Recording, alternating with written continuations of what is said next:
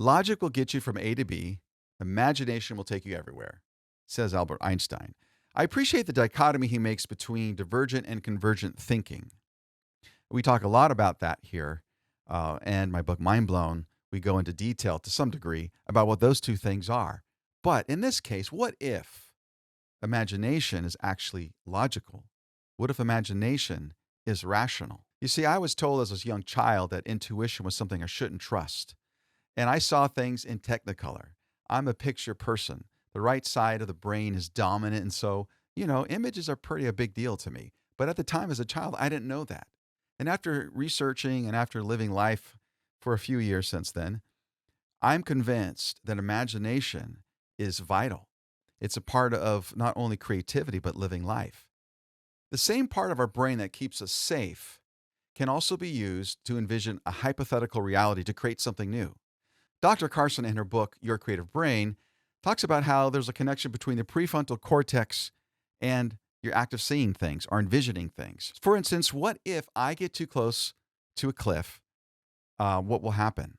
So as I approach the edge of this cliff, my body is starting to tighten up. I'm starting to have shallow breathing and my heart's racing.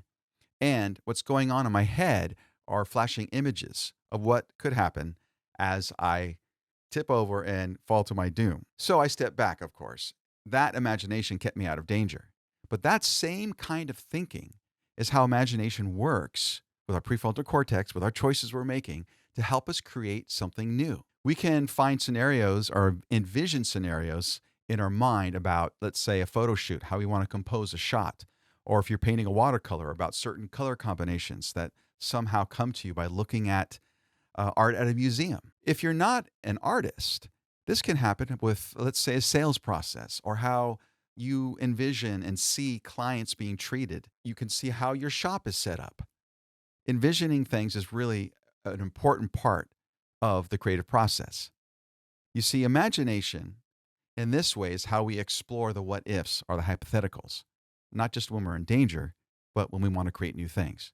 So I conclude that imagination is logical. Keep creating and keep growing.